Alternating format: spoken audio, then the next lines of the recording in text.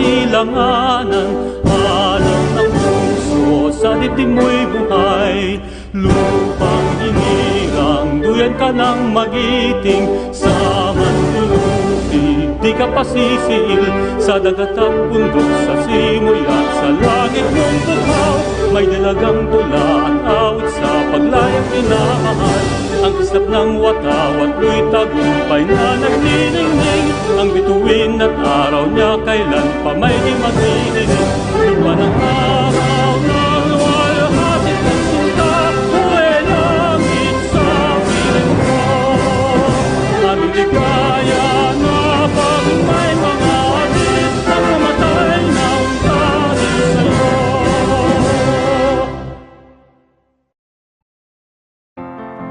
People really came to know Damosa as the Damosa district, and that really paved the way for Damosa to become a real estate company. We continue to be the first in many things. It's that first mover advantage, and I think that also comes with being the homegrown company. An innovator is fearless. Innovation can only be derived at if one is not afraid to take risks in developing something that will change the course of its game and expand its horizon. An innovator is a pioneer. Someone who takes the leap to break grounds for new development. Someone who is able to move ahead of its contemporaries to cultivate something that will become a way of life for the community. An innovator is a game changer. Building up on its legacy, it constantly evolves to create developments that define its present and sets the path for its future.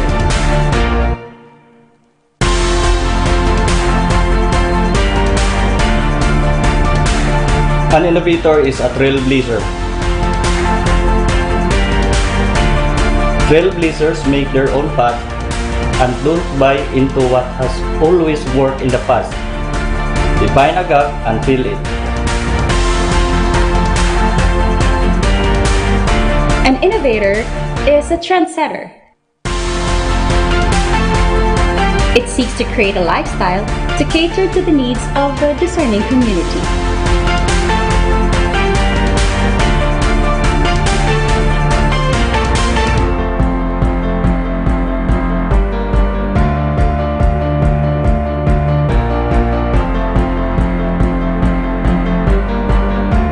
An innovator is an icon, established as an institution.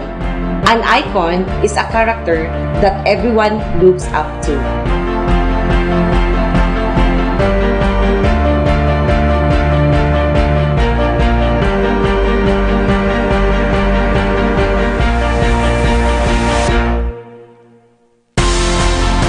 An innovator is unique. Unique when it comes to creating pleasurable experience to cater the needs of the people.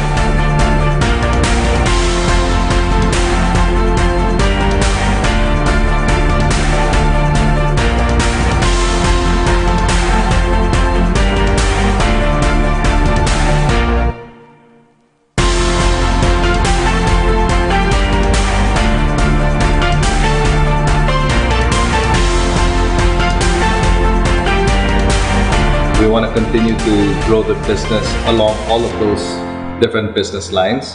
And to be honest, I think we really have that potential to become the best developer here in Mindanao. We're the only one that's really advancing in all of the different kinds of business lines that we're involved in. I wouldn't say that we're the biggest developer, but I like to think that we're one of those developers that likes to take risks and to really get ourselves involved in areas where nobody wants to take that first step. And so I think that's really what makes the Damosa really one of the best innovative companies in Mindanao.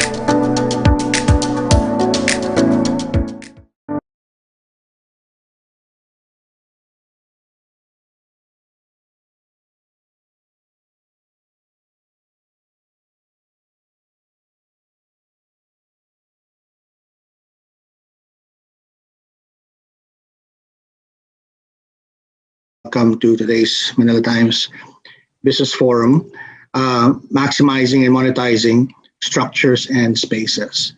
First of all, I'd like to greet our speakers today, Secretary Vince Dizon. He will be joined also by Mr. Ricardo Lagdameo and Ms. Cathy Saldana. And we'll talk about, our talk today will focus on the recovery from the pandemic.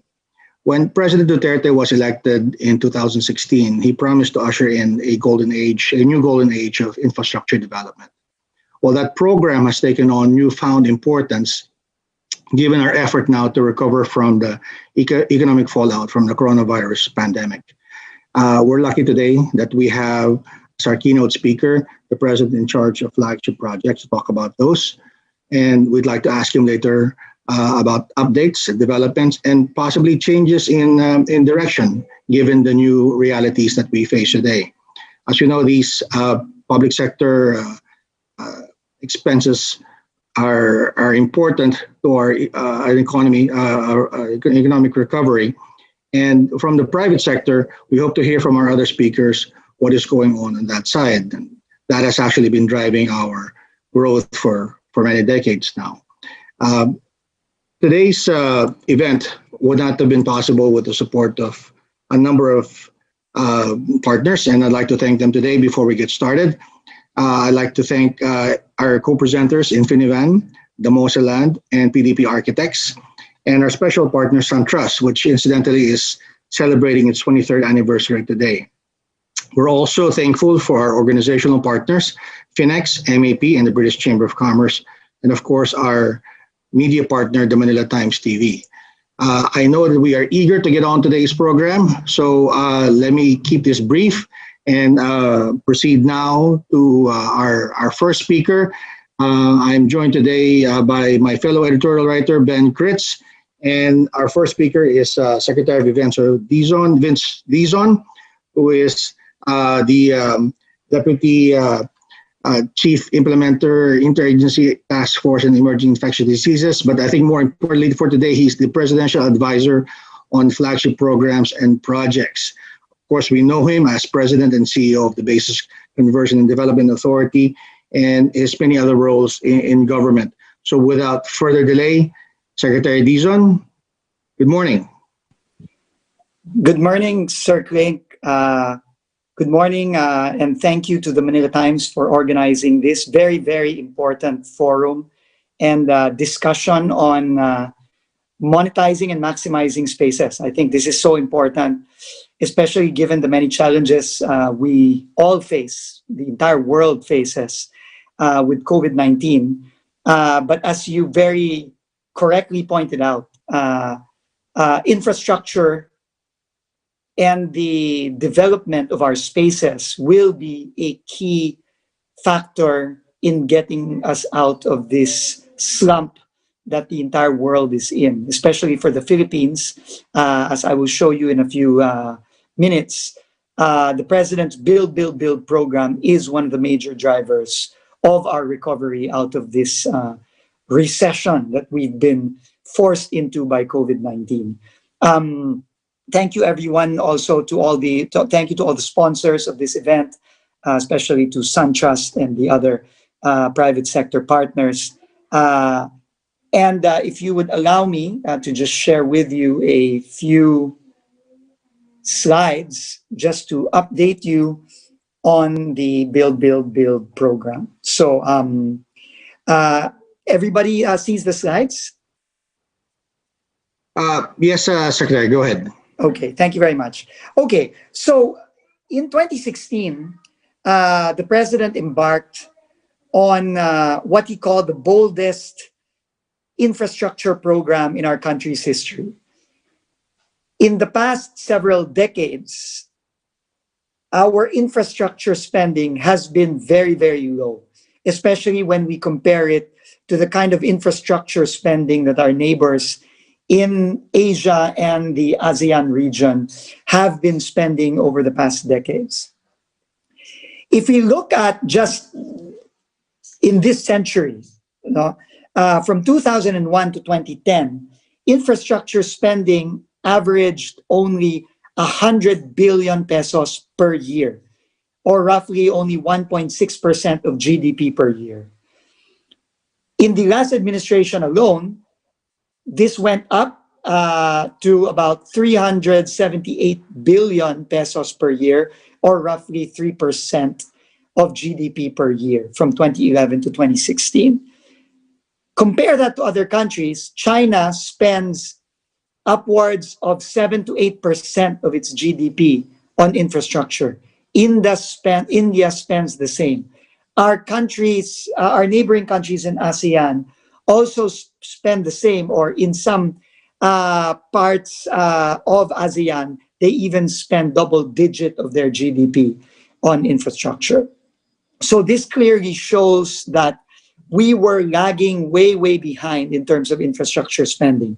But if I can turn your attention to the first 3 years of the Duterte administration, 2017, 2018, and 2019, our country just really took off in terms of spending for infrastructure. And this is actual spending. These are actual spending numbers. And we spent close to 1 trillion pesos on average from 2017 to 2019, or roughly 6% of GDP. So we spent 3 times the spending in the previous administration on a nominal basis, and we spent double in terms of gross domestic product, percentage of gross domestic product for infrastructure spending.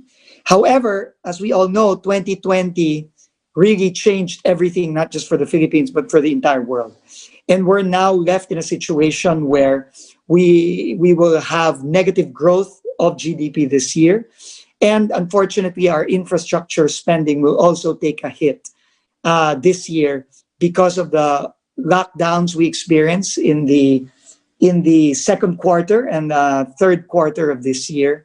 But as I said earlier on, and as Sir Klink appropriately said, we have to really invest more and really ramp up our infrastructure as a way out of the economic slump that we're in.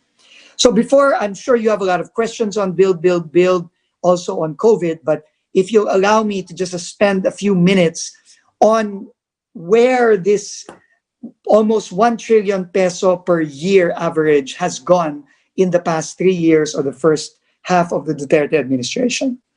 So let me just give you a rundown on a few completed projects.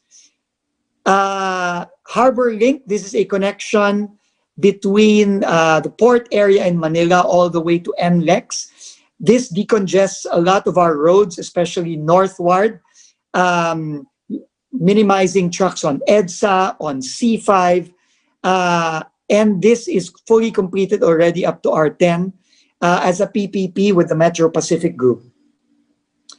The extension of the Sangli Airport was completed last year by the Department of Transportation to try and decongest the Ninoy Aquino International Airport by bringing some chartered and general aviation flights to Sangli and out of NAIA. The Luzon bypass infrastructure, which is a very, very critical digital infrastructure, was completed during the lockdown. This is a project between BCDA, the DICT, and Facebook.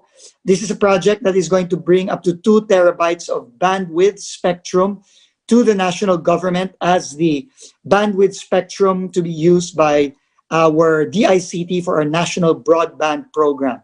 This is fully completed. We have 2 landing stations in Baler, Aurora, and Poro Point in La Union, as well as a bypass pipe that traverses the west coast of Luzon all the way to the eastern coast on the West Philippine Sea.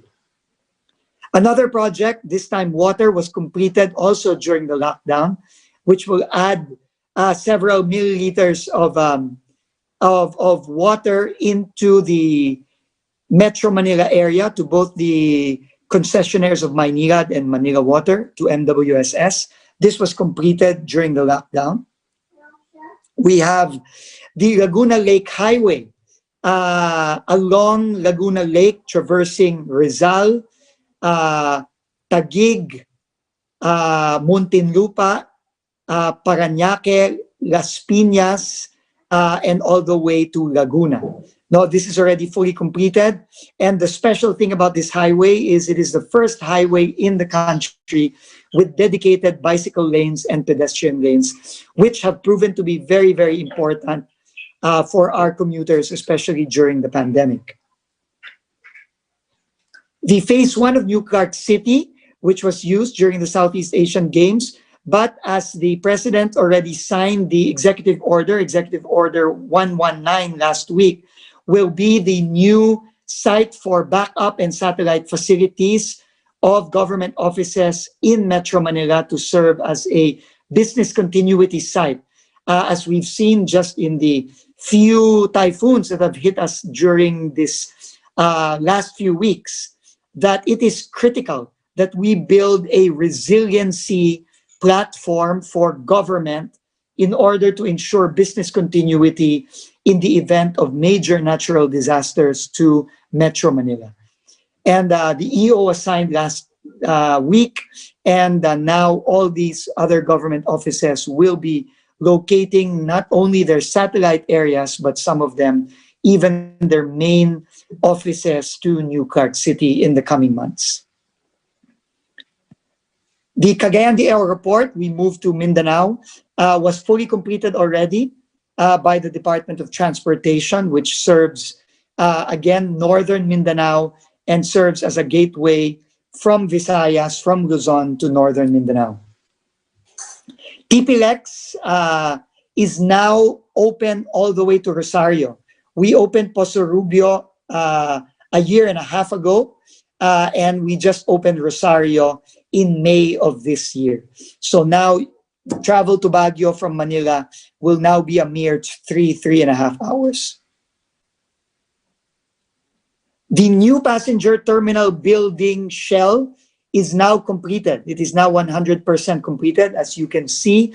And now the operator of Clark International Airport, Philinvest Land, JG Summit, PAGS, together with Changi Airport Group of Singapore is now doing the fit out and equipping the airport so that we can fully operationalize the airport in the first quarter of next year.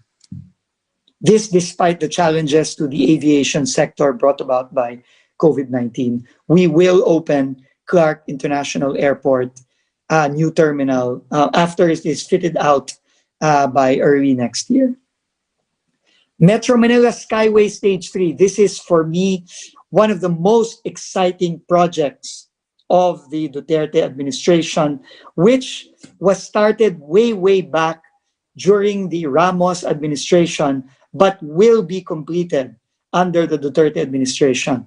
This would not have been possible with the tremendous effort and boldness of San Miguel Corporation led by Mr. Ramon Ang. Alam niyo po, napakaganda pong kwento nitong Skyway. No?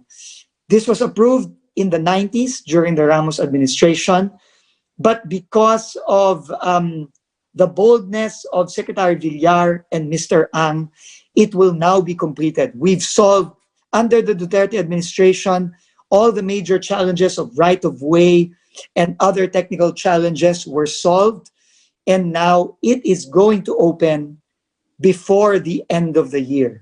According to Secretary Villar and Mr. Ramon Ang, it is a very, very exciting Christmas gift to our people, especially those traveling from Metro Manila all the way to central and northern Luzon. Because now, instead of taking 1 hour, sometimes even 2 hours on EDSA going north from Alabang, it will now only take less than 30 minutes from Alabang to Balintawak via Skyway Stage 3. And this will really be a lasting legacy to decongest the roads of Metro Manila, especially EDSA. MRT-7, another major project of San Miguel Corporation as a PPP, will finally be completed, I think, by mid-2021. Again, this was a project, I think, which was approved in the term of President Arroyo, but will be completed during the term of President Duterte. Another very exciting project in Metro Manila, especially those who have offices in BGC and Ortigas, is the BGC to Ortigas Link Bridge. And as you can see, the bridge across the Pasig River is already complete, and this will result in travel time from BGC to Ortigas in only 15 minutes or less. Now I think it will range from anywhere between 45 minutes to maybe an hour to get from BGC to Ortigas. Now it will take less than 15 minutes. Finally, as an example, again, a major expressway connecting to the NLEX and SETEX is the Central Luzon Link Expressway Phase 1. This is what they call the CLEX, and this will be completed, I think, early 2021, and this will be the beginning of our west to east connection. Right now, all of our major toll roads have been north to south. This is the beginning of a west to east connection connecting the Subic-Tarlac Expressway from Subic all the way to Nueva Ecija, and later on in the succeeding phases, all the way to Aurora on the eastern coast of Luzon. So those are just examples of both completed projects and nearing completion, but we can talk more about these projects. But finally, before I end, I wanted to just let everybody know that we have added 13 infrastructure flagship projects in the area of ICT, of water, more transport projects, and of course, very important, healthcare projects, as is shown by the Virology Science and Technology Institute of the Philippines, which will be built starting next year in New Clark City. And this will really be a major research institute, similar, patterned after the Centers for Disease Control in the United States, led by our Department of Science and Technology and our Department of Health. So with that, thank you very much, Sir Clink, Sir Dante, and the entire team of Manila Times. And maybe I'll open the floor to some questions, because I'm sure you have a lot of questions on Build, as well as the COVID response. Thank you very much, everyone. Thank you. Thank you, Secretary Dizon. Certainly, these are very exciting developments. Yeah, we're eager to ask you questions. In fact, maybe if you'll indulge us, maybe we'll ask you about your other role as well as as things are. But I'm joined today by my co-editorial writer, Ben Kritz. Maybe we should bring Ben in first. Ben, you want to kick off our questions? Well, yeah. Good morning, Mr. Secretary. And I'll tell you, I have a lot of questions. Good morning, Ben. Good morning. This may be a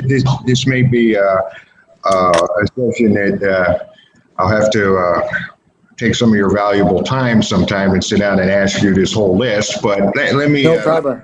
Let me ask you one or two that came to mind immediately. In a big sense, what we've seen with the infrastructure development, which I'm not criticizing it, some wonderful things have been accomplished, but it has always seemed that the list of goals has been a little bit bigger than the list of actual achievements, which is probably natural. There's always delays you run into and things that have happened. So with the list that as it exists now, that you're looking at towards the end of President Duterte's term, how much flexibility have you built into that list? I mean, is what you have on the list now really realistic, or is this more aspirations and you got to see how much of it you can get done? Thanks. That's a great question, Ben, and I really appreciate your candor and your frankness. But let me put it this way: infrastructure is when we talk of infrastructure, especially in the Philippines, we all have to understand and realize that a very, very long view is necessary. I showed you in the beginning of that presentation that we have really lagged behind in terms of investments in infrastructure. Compared to our Asian neighbors, our ASEAN neighbors, we have spent a fraction of what our neighbors have spent. And it's not difficult to see what that has resulted in. It has resulted in a stymieing of the potential of Philippine growth. And infrastructure has always been our albatross. Now, the lack of it, the lack of infrastructure has always been our albatross. And if we talk about starting and thinking big and thinking the way our neighbors have been thinking and doing in the past decades, we have to look at it from a long-term perspective. And the 6 years of a presidency, the 6 years of President Duterte will not be enough to finish all the projects. Ben, sorry. No, so when we talk about building an airport, building a elevated highway, building a railway connecting southern Luzon to northern Luzon, 6 years won't be enough. But what we have seen is that past administrations have not only been lacking in terms of actual investments in infrastructure. Our biggest problem in the past decades has been continuity, Ben. There you go. Continuity has been the biggest problem. And when we put projects together, we are not saying that we're going to finish all of those projects. We've never said that because that is not possible. Building a railway between Metro Manila to Clark, for example, is going to take at least 5 to 6 years. Beginning the development of a Metro Manila subway is not going to be finished in 3 years. It's going to take multiple administrations, and continuity is going to be the key. And what we're putting together is we're putting together not only a list of projects that we feel we can finish, but we are putting together a list of projects that we believe we can push so that the next person, the next president, the next administration can take this over and continue it and finish it. This is something that unfortunately the Duterte administration did not have in 2016. We did not have a robust pipeline of projects that we could take on and continue and finish in the first 3 years of the administration. But that is something that we want to do for the next administration and even the administration after the next one. No, because it will really take a long view and it will take a very long-term commitment of multiple administrations to get all of these projects done. And maybe in 12 years, even 18 years, maybe you're going to see the Philippines really transform into a country that we've seen the likes of Malaysia, Thailand, Singapore, Taiwan, and China have transformed in just a little over a few decades. So it's not so much finishing, but of course we are going to finish many of these projects within this administration, and we've already completed several of them, as I've shown you. But even more important than that is building a very robust pipeline of projects for future administrations to take over. This is a relay. If we put these analogy to sports, this is not a sprint, this is a relay that we have to pass the baton to the next administration, and the next administration passes it on to the next one. So we're really able to transform the country in a few decades. Thanks, Ben. Okay. Secretary Dizon, can you talk about maybe how the pandemic has impacted your timetable? Of course, we had the long lockdown and much of the economy was affected. Now, you said earlier, now, of course, we want to ramp up our activities as part of the recovery effort. Could you give us maybe a view of how much huge impact, sir? Yeah, how much we were set back, and then how are we trying to recover from that? First of all, we practically lost at least 6 months. Wow. For infrastructure. And when I say infrastructure, I'm not just talking about public infrastructure, but I'm sure our private sector partners who are here have also lost that amount of time, or maybe even more, in terms of their developments. It's very difficult, Sir Clint, but we just have to really just push on. We can't look back and say we've lost so much time and an opportunity, but we just really have to move on.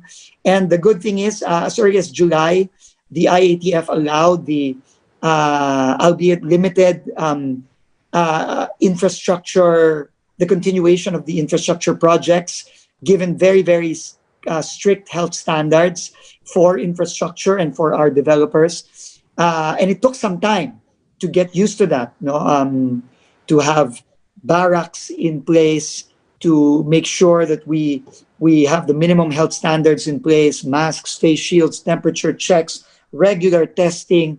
It was a challenge in the beginning. But now I think we're coping, and we just have to really push forward. The good thing is, we had 2 projects that we were able to complete during the lockdown. The Luzon Bypass and the Angat Water Project, which is critical for Metro Manila water supply. The Clark Airport is done. We're going to open next year, early part of next year. We're very confident of that. The Skyway is going to open in December, which is great for me personally, because I travel from Metro Manila to Clark every day. Wow. And also great for our commuters, especially in North and Central Luzon. So we just have to push forward. And right now we're focused on working with the private sector, trying to find a way to make PPPs work, because PPPs are very important, especially given the limits in our resources, given the amount of money we've tried to plow into the COVID-19 response, especially now with the vaccine. We need the private sector to really help us out in the PPP infrastructure sphere. So we're working hard, Sir Clint, but huge impact, Paul, huge impact. But we're trying to recover as much as we can. Could you put a number on that? I mean, I know you don't want to dwell on it, but is there a number to put that into context for us? The 6 months delay? It's hard, but I think maybe just in terms of percentage, maybe in terms of percentage spending for infrastructure, I think we're at least down maybe like 40%. Wow. Okay. Well, I have more questions, but I think Ben wants to jump in here. Go ahead, Ben. Hi. Okay. You just mentioned it again. The Angat water supply project. Yes. And this is touches on an issue that has just been affecting everybody here in Metro Manila with the situation with the interrupted water. Our editorial this morning is about this. Yes. With the interrupted water supply because of the problems from the storms. Yes. So the Angat water supply project is a good project, but you're hitting this hurdle when it gets to the facilities like the last mile. Here, especially in Metro Manila, and I realize this is not the entire country, but this is a big part of it. Is there anything in the works?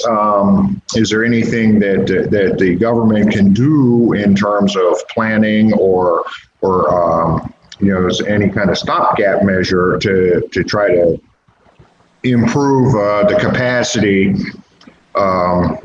Particularly a La Mesa facility, but are there any alternatives? Because water supply coming, through the new Angat water project is not going to do anybody any good if it cannot be distributed efficiently, which seems to be the problem right now. Yes. Okay. You're absolutely right, Ben. However, the biggest problem of water, especially in Metro Manila, is supply, because the Philippine government hasn't really invested enough in a new supply source for Metro Manila. I think the last major investment was 30 years ago, 35 years ago. And we need an alternative to Angat. No, Angat cannot supply Metro Manila with the kind of population growth we have there and all the variables affecting us with climate change and all of that. No, so there are, under the Build program, there are at least 3 to 4 major water supply projects for Metro Manila. Okay. Kaliwa Dam, which Right. by the way, just a little trivia on Kaliwa Dam. Kaliwa Dam started, was the concept and the planning for Kaliwa Dam started in 1967, believe it or not. Yeah, that's a very old idea. I realize. 1967. They've been thinking of building in the Agus River system in Quezon and since the 1960s. And it is only now that we're actually getting equipment and people on the ground to actually build it. So Kaliwa Dam is one major project, and the president has been very, very vocal and very bold about this. Second is the Wawa Dam in Rizal. This is a private endeavor by Prime Metro Line. Aqueduct number 7, another major project, and the Balog Phase 2, no, in Tarlac.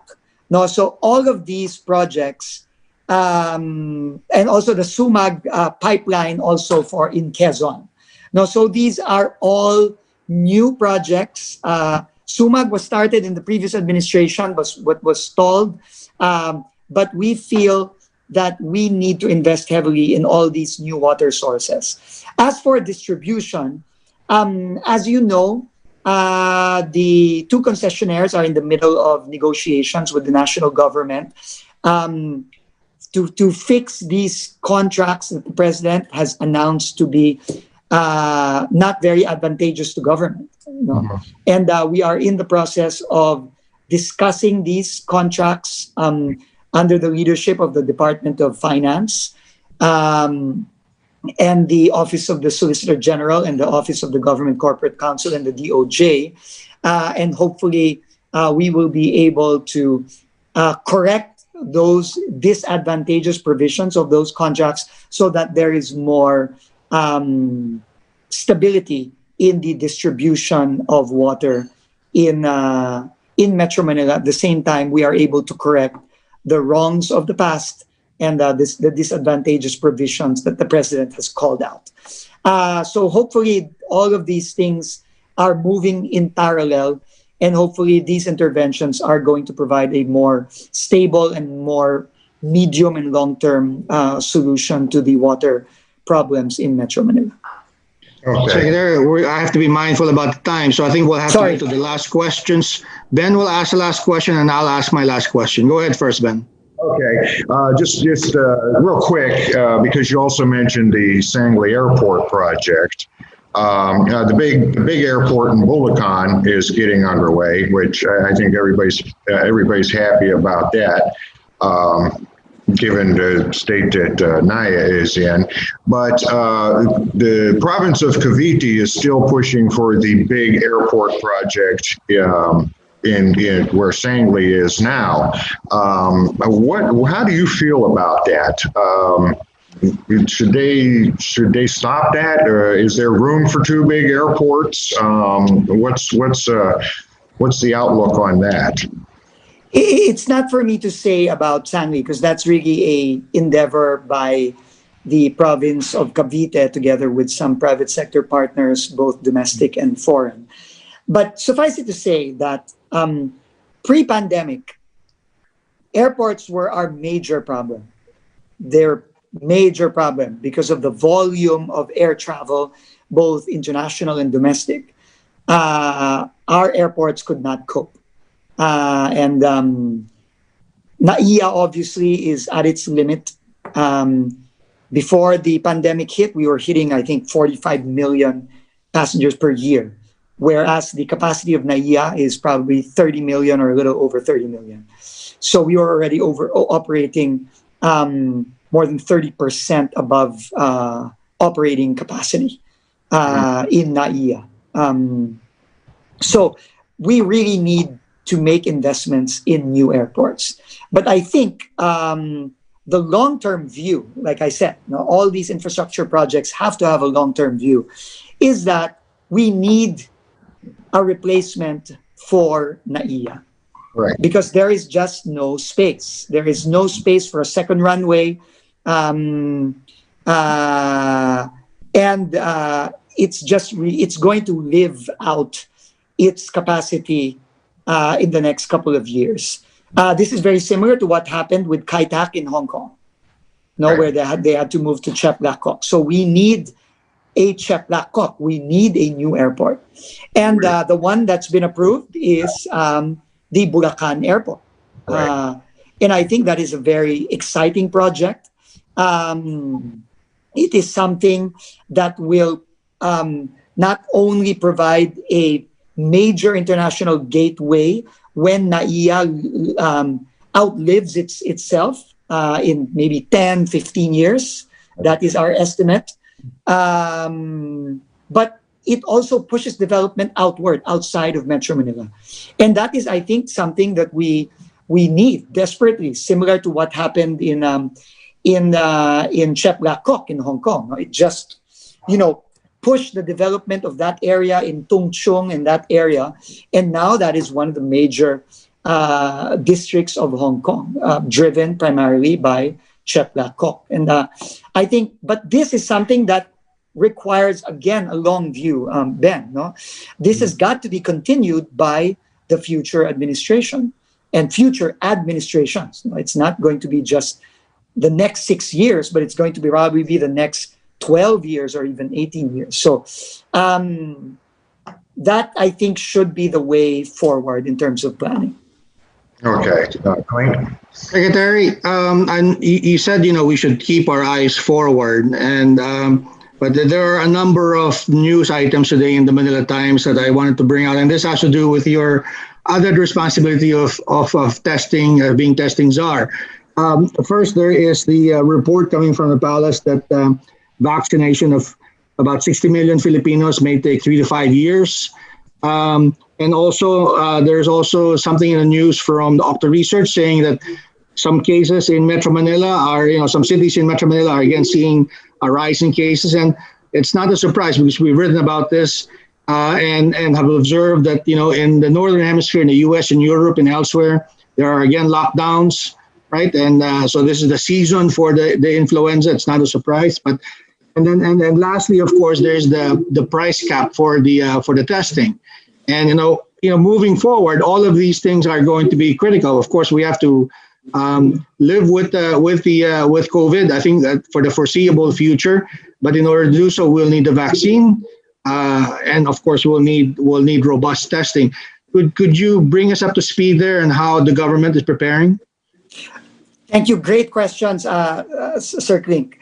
First of all, I'll answer the vaccine at the end. But first, I think what everybody needs to understand is that despite our numbers going down, despite us not seeing the kind of rise in cases that we're seeing in the US, in Europe, and some parts of Asia, even now Indonesia, Malaysia, even our ASEAN neighbors are going through surges. We have to all understand COVID is still there. It's still here. It's still around us. And if we let our guard down, it's going to hit us and hit us hard. That is a fact. And we have to all be aware of that. And I think the government's response is that we are not going to relent in our efforts at testing, tracing, isolating, and treating. We are going to continue that effort, and we have to be prepared for a possible surge in the coming months. Because as we reopen the economy, more and more people go out. People use public transport now. People go to the malls because of the holidays. The potential for more infections is there. But what we have to understand is the government is going to keep on doing what it's been doing, which I think has been successful, because unlike other countries, like, in the US, they're hitting 230,000 cases a day. Yeah. That in 2 days, they will hit our total number of cases over the last 8 months, Sir Kling, in only 2 days. That's how bad it is there. But apart from the government effort, we are very fortunate that we have gotten to the point where our people are realizing how important their role is in this fight, in this battle. And their role, if they follow it, will really spell the difference. If our people continue to wear masks, wear their face shields, wash their hands, and try to keep their distance as much as they can, we can fight this thing together. But we cannot let our guard down. Wag po tayong magkakampante sa Tagalog. No? Because if once we do that, believe us, it will strike back and it will strike hard. So if we work together, we can get this done, and the government's effort will not relent. And our successes don't mean that we are going to rest on our laurels. We're in fact building more isolation facilities. We're building more labs. We're going to use more new technologies for testing so that we can test more and test fast. By the way, Sir Klink, we already breached the 5.5 million test mark yesterday. No, we've done 5.5 million tests since the start of the pandemic. This is more than many of our countries in Asia, but we're not going to relent. As to the second question on the vaccine, the vaccine is our light at the end of the tunnel. It is the way for us to really provide a more long-term and a more stable solution to COVID-19. And we're very happy with the report of our chief implementer, Secretary Galvez, and our vaccine czar, that our negotiations with the vaccine companies are well underway. In fact, the private sector and the government will sign a tripartite agreement with AstraZeneca this week, I think on tomorrow, Friday. And we are already in talks with many vaccine companies based on the directions of our president to make sure that we have adequate supply in 2021 and in 2022 and moving forward. So the goal next year is roughly about 20 million. That is a goal of that the president has set for us. But this hopefully will increase in the coming months and in the coming years. And of course, our priority will be our frontliners, both our medical frontliners and our non-medical frontliners, our police, our military, our other frontliners, our barangay tanods, our local government officials and staff who are in the front lines, and of course, the elderly and the most vulnerable. Thank you, Secretary Dizon. I think we can talk to you all day, but I think the Republic would be upset if we take you any longer away from the front line against this pandemic. So with that, I'd like to thank you on behalf of the Manila Times. Good luck, sir, on your very difficult challenge ahead, not only with the pandemic, but of course with bringing our economy up to speed with the rest of the world. So thank you, sir, and good luck. We look forward to having you again in the future. Thank you, Sir Kling. Anytime po for the Manila Times. Thank you so much. Salamat po. Salamat po. Thank you. Thank you, everybody. Stay safe and God bless. Salamat po. Thank you. Ben, you want to introduce our next speaker? You're on mute, Ben. You would think after several months of doing this, I would get used to how the team works, but you know, we're still learning. Our next speaker is I believe she is the CEO and principal of a team of architects and engineers, which works out of Makati, PDP Architects. As we know, no matter how well and how fast you build things, they're only as good as their design. And so hopefully she can tell us a little bit about that. Please welcome Ms. Kathy Saldana. Hello and good morning, everybody. So we are very pleased. I am happy to be here with you in the Manila Times online forum, Maximizing and Monetizing Structures and Spaces. So today, we would like to share with you some opportunities in the private sector. Some real estate visionaries have set up, as well as looking at design provisions and the new responses of both master planning, of architecture, and even interiors post-pandemic. Moving forward, always our criteria for development will be proximity to urban centers. Whether you are starting to head out of Metro Manila, realizing now that you can do live, work, home, play from where you are, wherever you are, there is still that need to be close to our city centers. And these are currently, of course, Metro Manila, one of the densest cities in the world, but still our center and capital. You also have certainly Cebu, and in Mindanao, you have Davao. People now are looking for second homes, not just for asset building, but also for value purchases. They're realizing that you need that character of either the hillside or the coast to be able to determine a better home, a better place, not just to lock down, but a place to really permanently live. Accessibility is important for these three factors: food, services, the basic ones, that is, and of course, banking. You should be able to get ATMs. The banks now have to roll out expansion so that they can reach more people everywhere. And certainly, food sustenance is vital as a criteria for development post-pandemic. And we look now at all our spaces to live, to work, to study, to create, to play. We used to love going out, but now we realize home-cooked food or even delivery at the comfort of your own dining table is great. Living areas, study areas are all blending together as one. Next slide. And there are real estate opportunities, particularly for living spaces for residential. For residential enclaves, let's move over to the beaches, to the mountains. There's Batangas, there's Bataan, close by Metro Manila. You have Bulacan, you have Pampanga, you have Quezon, you have all these possible areas. And you know what? What is really thriving now are the luxury escapes.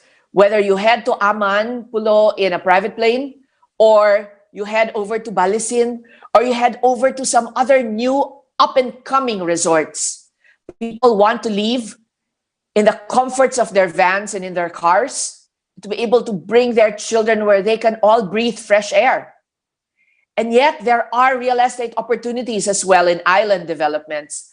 Our wonderful islands are still among the most beautiful in the world. And there are great, great possibilities here. Of course, you look at food sustenance and markets, the food markets. How can people live? Then, where would people grow or raise food? So these are opportunities, and yet these are considerations that you think of. And moving forward, there are hubs and spaces now that are essential for living.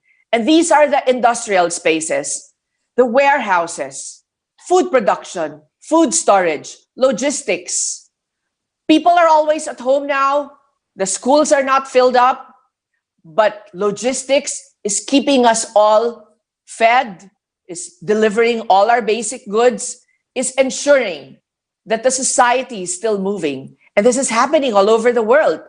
And delivery depots are now one great resource for real estate, as all online purchases demand spaces for delivery.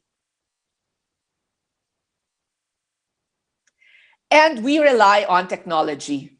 We rely on technology for efficiency, for that digitalization, for that hierarchy of needs now where the Wi-Fi connection is important aside from food and shelter and clothing, for that interconnectivity. We rely on technology to ensure contagion control and sanitation. We rely on building technology as well for automation. And we rely on technology now for risk mitigation.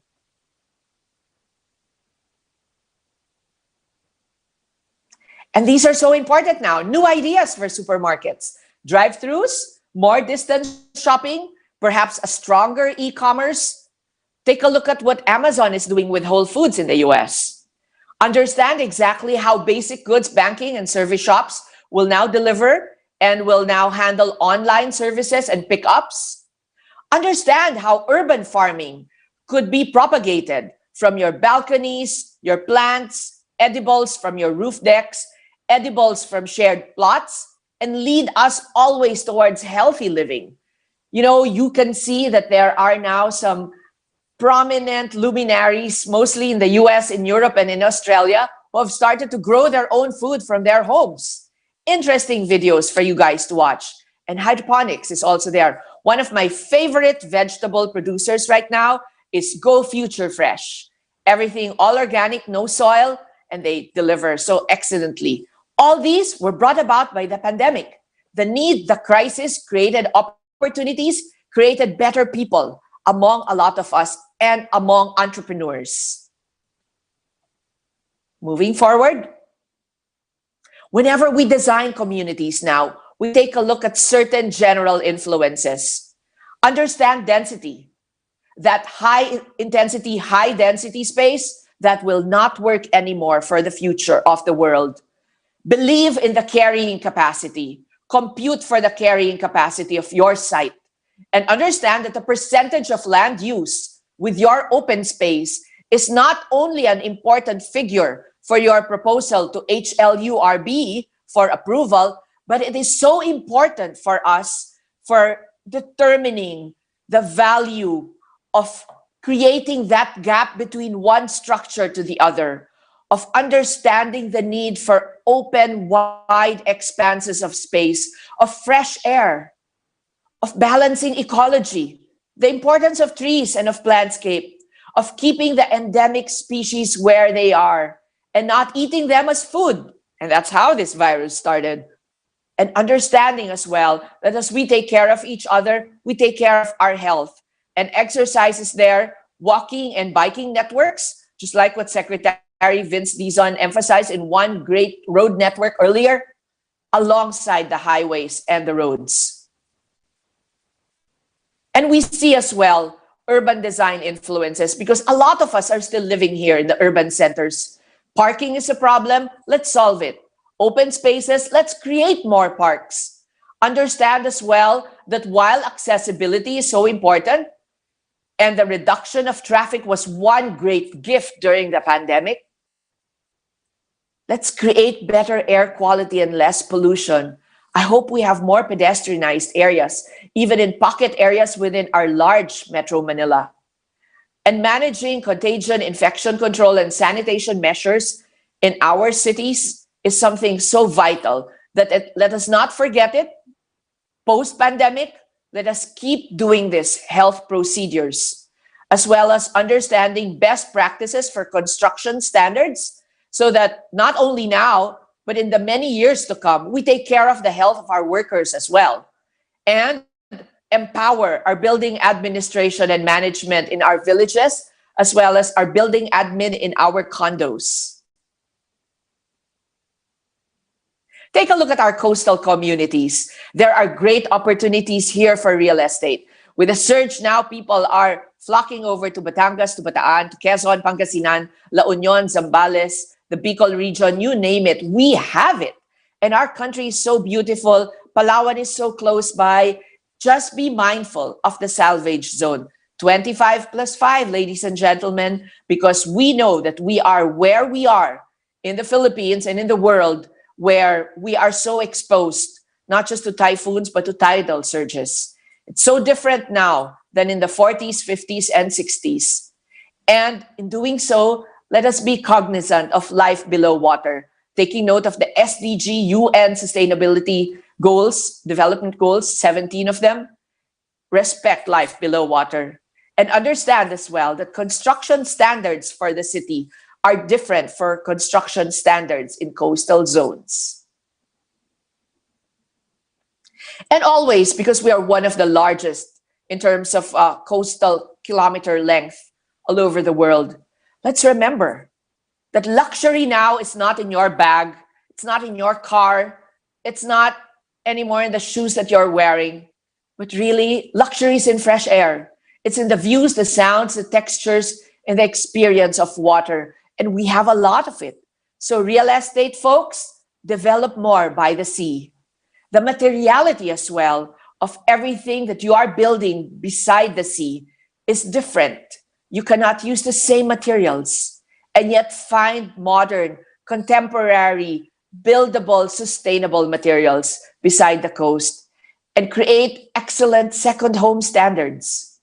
Of course, let's be mindful that interconnectivity is so important because you cannot do work, live, home, play, study if you are not connected in the coastal communities. Moving forward, we also see on our next slides how important it is for us to understand our heritage. We have the remigration to the provinces from the urban centers. And if you have moved to the Ilocos region or to Bulacan or even to certain portions of Pampanga and Batangas, please, real estate experts, let us coexist with these lovely cultural and traditional icons of architecture. Let's preserve them. Let's not destroy them. All the way in Karkar, coexist as subdivisions that preserve these beautiful old houses. Maybe you could even recreate them into shop houses the way Singapore has built up a certain area of theirs in Chinatown. Understand as well that when we combine the standards of development in HLURB, in HUDCC, let us be mindful as well for preservation and adaptive reuse and build up our engineering capacities so that even as you insert the pipelines and engineering and excellent mechanical air conditioning, you are still preserving these wonderful spaces in the provinces. On our next slide, I would like to show you again some other aspects of our beautiful country. Head over to Baguio, head over to other parts, even in Quezon, where Batangas, you will see lovely hillsides, even in Laguna. But be mindful of soil analysis, of construction by the slopes, and once again, experience the views, the sounds, the climate, the character of the mountainside. Be mindful as well of disaster resilience, of materials that you could use, of how you must protect another SDG goal, life on earth, and of forest living and of how beautiful it is to forest bathe. And be mindful again of interconnectivity in your real estate development by the hillsides. Take a look now on this next slide of mine. So we are experiencing the return to our islands and our rural areas. There is that advantage that you are so close to food sustenance methods, and let us try to preserve them. All these traditional blending in with technological for the delivery. But how wonderful it is really to be back in off-grid areas and still enjoy a little bit of accessibility that you can turn on and turn off for connectedness, and yet help our fisher folk and all our farmers nearby and understand, just like in Bali, the beautiful rice fields views could be an excellent real estate development. And when you are there, do not forget sustainability practices and try to keep up and preserve the livelihood methods of the people and bring jobs to these communities in our islands and in our rural areas in the provinces. Expand, but be careful. Do not create an imprint that will destroy who they are and that they will lose their character. Let us not make a city out of every province of ours. And in our communities in the Philippines, a couple of extra precautions as well. Emphasis on segregation and isolation, more parks, more open spaces, more food gardens that can even be shared. Understand that when we are building subdivisions, we need to have areas for delivery and pick up outside, as well as understanding that we could have work share spaces now outside of the gated villages. And just as I mentioned earlier, Empower the barangay, the community leadership, always. It becomes your point for information, for administration, and for post-contagion control. Important as well, the location. Always take note in your site selection.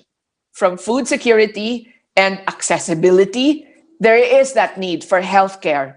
We saw it during this pandemic, how important it is to be close to a healthcare facility, how important it is to be close to digitalization and fiber optics, how vital it is to be connected more so to a transportation network, and for us to be able to expand and to grow our communities. Be cognizant as well on the next page, as we move forward, of the Green Building Framework. And here, being part of the Philippine Green Building Council and a BERDE professional, I would like to espouse these 9 important factors for the Green Building Framework. There is also the important Green Building Framework as well of EDGE of the World Bank. But take note, management of your development, your use of land and ecology, the importance of energy and water efficiency and conservation, the vital component of waste management in every development, green materials, the usage of them, the transportation, important as well for indoor environment quality to be your priority, as well as the value of measuring emissions. And always, sustainability. We have learned how important it is now to manage that symbiotic relationship between us and our planet and our environment. A lot of our government and regulatory laws and rules need to be rewritten. And I believe our national building code must be revisited. Lately, our company and a lot of our other designer peers have been looking more towards the international building code because it is not outdated. Manage all these towards sustainable design. And whenever you think of sustainability, let's take a look at the UN 17 Sustainable Development Goals, because these have already been outlined for us so that no one is left behind. Don't forget the Green Building Framework. Look for professionals and partnerships with the World Green Building Council. And it is always our goal towards healing the earth and creating pockets of renewable energy in our developments. This will be the wave, not just for now, but certainly the wave of the future. Don't forget, build upon the earth, but do not subdue it. And whenever we build, we create, we plan, and we must solve with design. With buildings, we build relationships, we build structures, but we plan for the future. And sustainability should never be any more a feature. It should always be a standard now in all our work. And our environment is a priority. And all of our communities, and I will never stop saying this, should all cradle the hashtag SDG 17. Thank you very much, and I look forward to staying in touch with all of you. It is an honor to be here together with Sec Vince Dizon, my friend and client, Mr. Carrie Lagdameo, and of course, our peers here in Manila Times. Thank you, Ms. Aldana. Please stick around as we hear from our next speaker, and then we'll have a Q&A after that. Ben?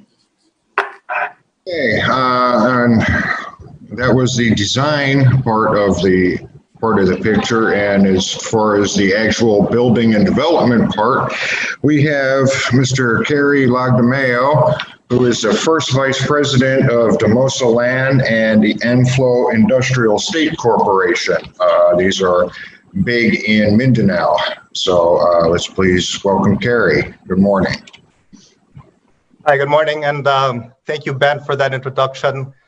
thank you as well, or thank you to the whole Manila Times team for this invitation and allowing us to speak about some of the things that we're doing on the private sector side.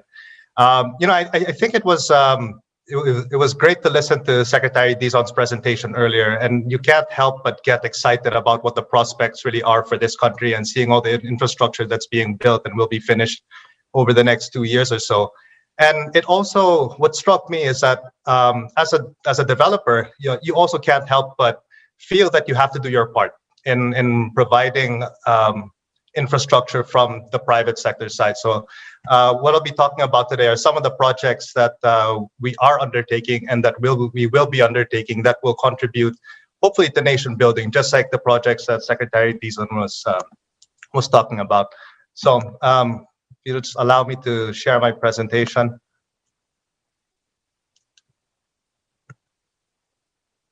Okay, so one of the, I guess you would say one of the difficulties that we had, and I think this goes for any company anywhere in the world, and not just real estate companies and not just companies here in the Philippines, was really how do you allocate your resources? How do you allocate your capital at a time of this pandemic where, say, 8 months ago, there was so much uncertainty. I think now there still is uncertainty, but at least with the vaccine on the way, you can kind of plan a little bit better.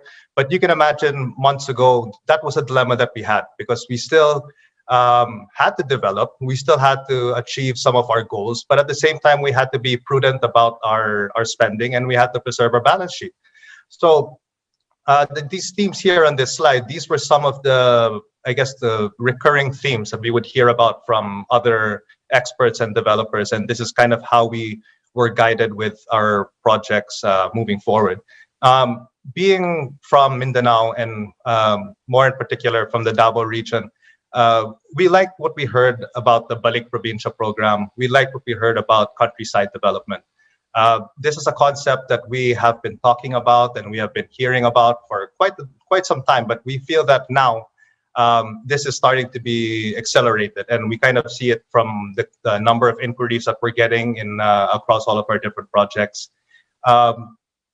Architect Kathy mentioned earlier about warehousing and logistics. So again, this is another theme that we see happening not just in Luzon or in NCR, but also in Mindanao as well. And this is one of the businesses that we're in, and we've also seen an uptick in the number of inquiries in this space. The office sector, this is probably one of the most stable real estate sectors that we're all experiencing. But what we look forward to is that we feel that there will be an opportunity for companies to continue to move outside of Metro Manila and outside of NCR to take advantage of cost efficiencies and to take advantage of the labor pool in places such as Davao, Iloilo, Cebu, and other major cities. Shift to digital transactions. I think this is common across almost all businesses, and again, not just real estate. So I think it's important that companies really do make that transition to digital transactions. And in our case, everything from marketing all the way up to completing the transaction. So even paying for your real estate online. So I guess that's the new trend moving forward, and it won't stop even when the pandemic is over. This is something that's really, we feel, is really going to be the new part of the new normal. And finally, steady demand for residential spaces. I think this was one of the welcome developments that we experienced throughout the year. Whereas we felt in the beginning that there would be a huge drop in purchases for residential spaces, we saw that sectors such as house and lot communities did very well. Even for vertical projects in certain price points, we saw that there was some strong demand, and we feel that it was because of people wanting to have their own space. So that was something that we saw happen over the last couple of months. So as I mentioned, we are from Mindanao, we are from Davao, so a lot of what I'll be talking about is very specific to the region that we operate in. But just to give some background on the Davao region and why we think that there's so much opportunities and there's so much growth potential. Davao is, well, we talk about the Davao region being a very large addressable market. And we know that's a market of about 5.3 million people. But that's because we talk about Region 11 or the whole Davao region, not just the 1.8 million people in Davao City. Over the last 10 years or so, we've seen the GRDP rate of the Davao region outpace that of the whole country. So, for instance, even in 2019, the latest figure, I believe, Davao was about 2 percentage points higher than that of the entire country. And very important is that over the last couple of decades, we've seen the economy transform from being focused primarily on agriculture, agribusiness, and the fishery sector, but now it's become very diverse. So the service sector has actually become the largest contributor to the local economy, and services includes anywhere from real estate, BPOs, financial services, and the like. So looking at, what are the investment opportunities as we see them across Mindanao? First and foremost, I'll talk about warehousing and logistics because I think this is something that we will all agree on. And this has been driven really by the rise of e-commerce, and I think it's about time that the country has really ramped up its e-commerce businesses. So what we're seeing is that it's not just happening now around NCR and around Metro Manila, but we've already received inquiries from large online sellers for office space and for warehousing space in the Davao region. Sticking with the industrial sector, this is something that we've been talking about for the last few years, and companies looking to set up their factories outside of traditional markets such as China, hoping to get a piece of the Japanese companies that are looking to move into Southeast Asia. And I guess the caveat here is that even if the Philippines right now wouldn't be, say, the number one choice for these companies, we feel that there's a big enough market, or the playing field is big enough that we would get enough of these companies that should be going to Southeast Asia. So what you see on this next slide, this is an ongoing project. These are one of the projects under our group, and these are one of the projects that we said, okay, if we're going to spend or we're going to allocate our capital this year, this is one of the projects that we have to continue spending on. And we believe that we made the right choice because aside from us building our own infrastructure within this project, this is a PESA accredited industrial park in Davao del Norte. We also saw that our locators continued with their construction as well. In fact, the number of workers in the park increased by about 50% from January to November of this year. In the background, you also see this is the main port of Davao, which is also another project that has been undertaken by our group. So again, these are, I guess you could say, our ways of contributing to infrastructure. And at the end of the day, our goals are the same. Our goal is to continue development, it's to create jobs, and it's to push the economy forward, especially at a time like this when this is really when people need jobs. This is when they really need opportunities. So this is, I would say, one of the projects that was a bright spot across our portfolio.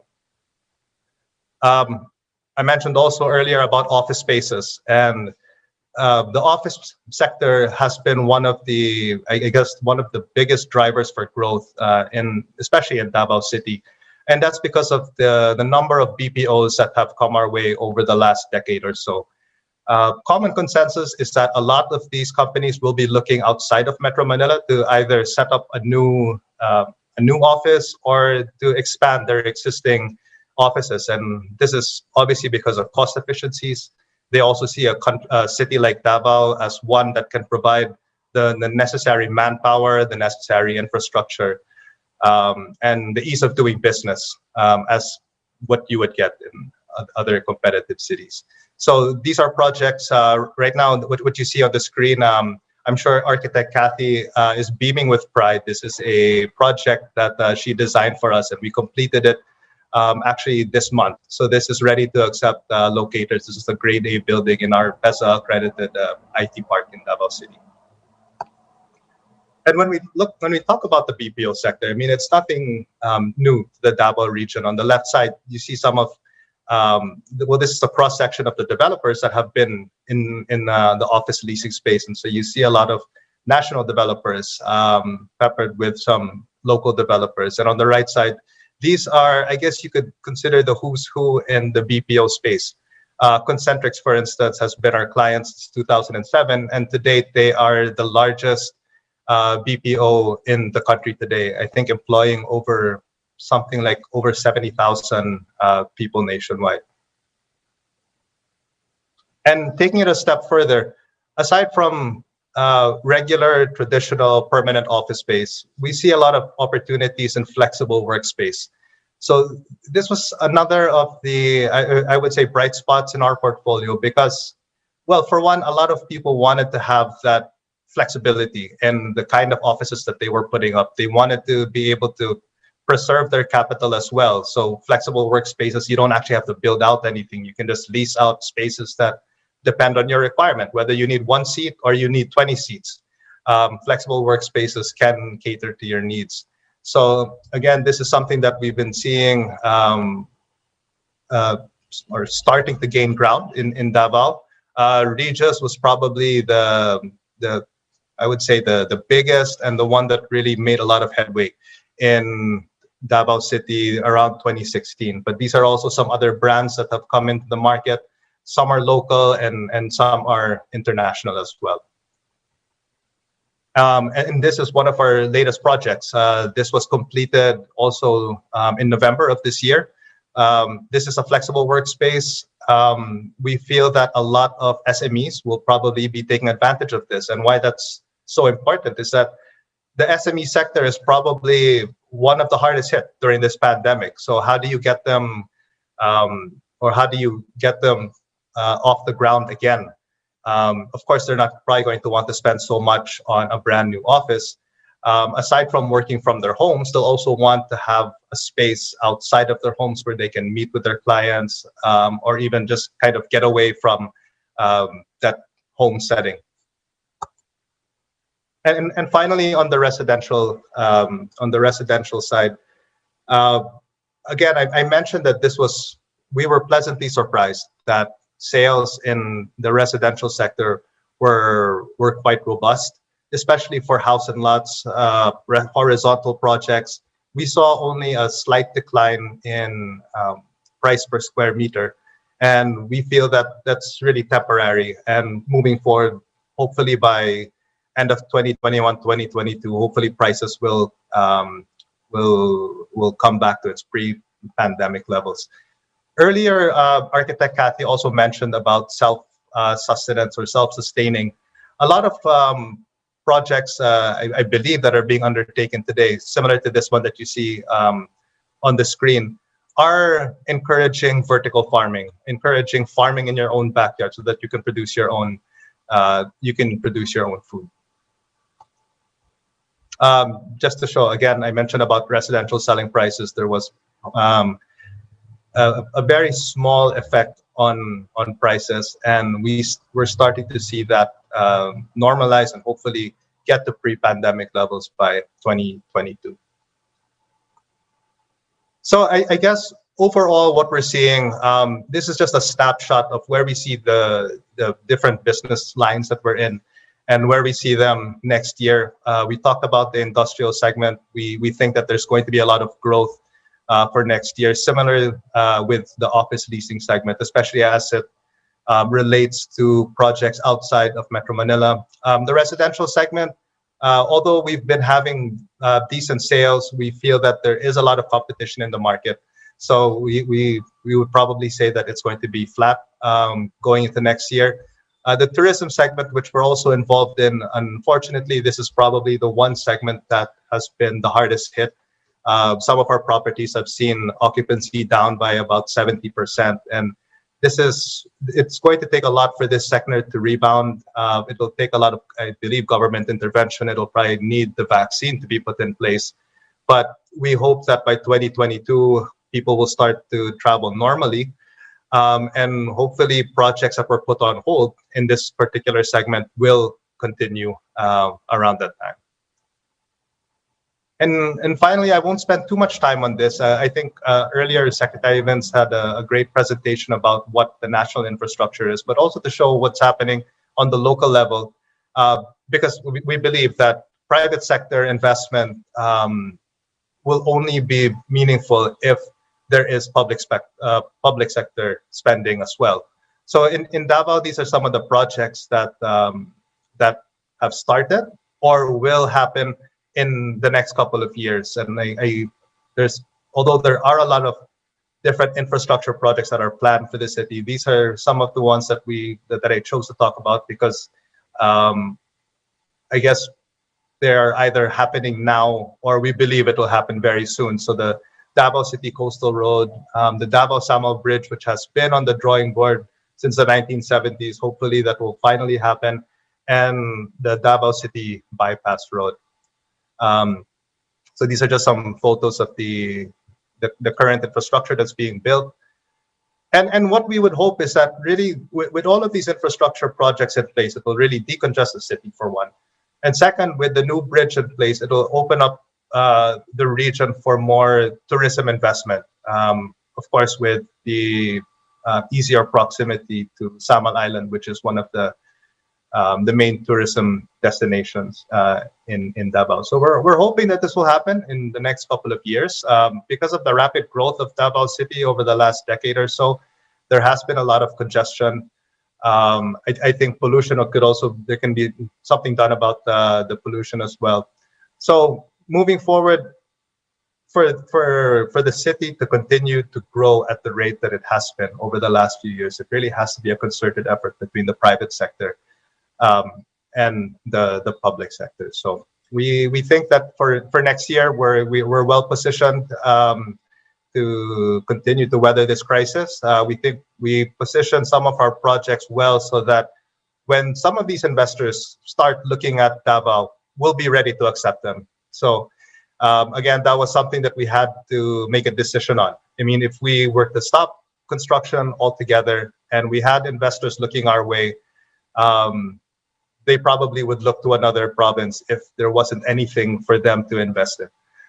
So with that, again, thank you for having us on your webinar this morning, and happy to answer any questions that you may have. Thank you. Thank you, Mr. Lagdameo. Very encouraging news. Perhaps bad news for those looking for opportunities in the crisis to buy some properties, but I think good news for the country. So that brings us now to a Q&A part of this event. We'll entertain questions now for Architect Saldana and Mr. Lagdameo. But let me kick things off. Both of you talked about the Balik Provincia program, which I think is, at the core of it is meant to decongest Metro Manila.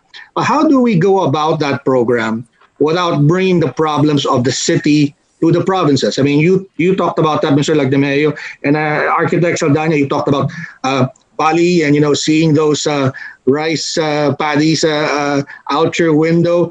But, how do we go about this program without ruining those fantastic vistas that we hope to see in the provinces? Maybe we should go with ladies first. Architect Saldana, you want to go first? Yes. So I spoke in my talk earlier about sustainability. When the planners, the architects, the developers think about sustainability, then you also preserve the provinces. It's great for a province to be a city.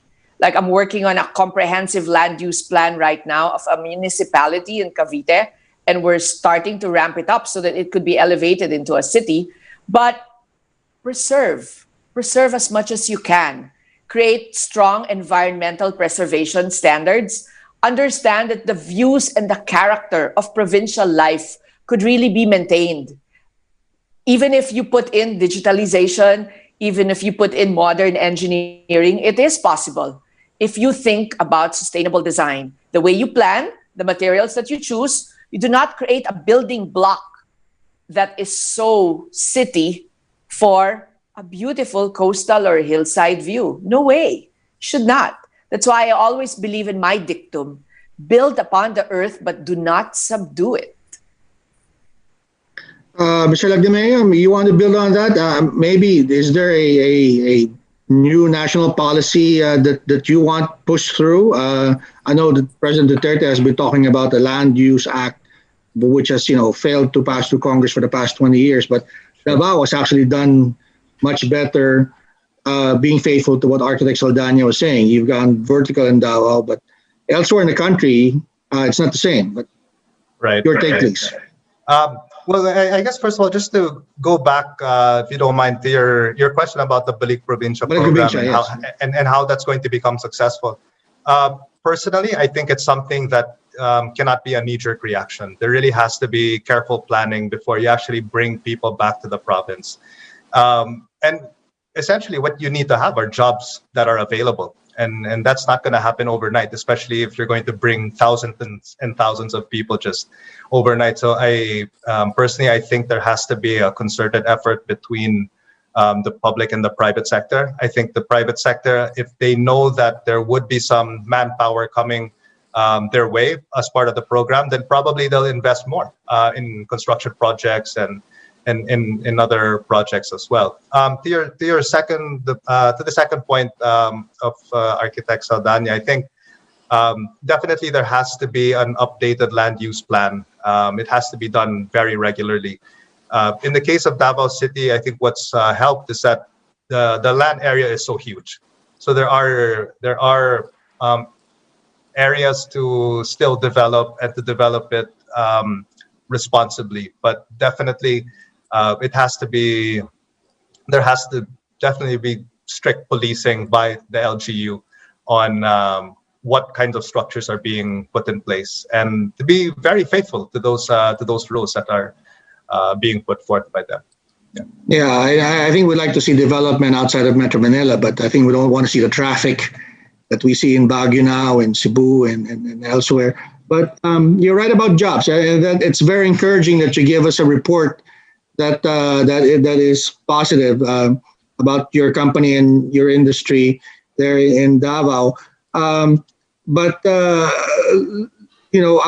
Again, the part of the Balik Provincia program success, as you said, requires opportunities in the countryside. Could you talk about that? And you mentioned earlier these Japanese companies that are looking to relocate in Southeast Asia. What would it take? What would government have to do to attract more of those companies, not only to Davao, but maybe elsewhere in the Philippines? Okay, I'm going to say this at the risk of sounding a bit perhaps controversial. I don't want to sound too political, but I think we'll put you on page one. I think well, in our case, because we are in the industrial in the industrial park development sector. Incentives are important. Incentives have worked. They have worked for companies all over Calabarzon. I mean, that is, for me, that's enough of proof of concept to follow. And you see the kinds of companies that have set up shop in Cavite, Batangas, and Laguna.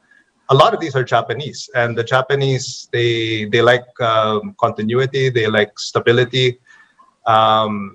So I think, or we hope, that there will be some continuity in policies. I mean, I would think that there is some middle ground to be had, but for the most part, I think let's give opportunities for some of the other parts of the country to enjoy the benefits that, say, Calabarzon had since the 90s.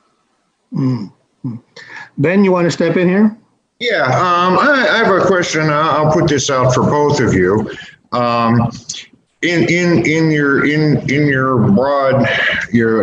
broad areas of interest in urban and community development, do you think, or what do you think are the areas of the government's policy and planning that are being overlooked?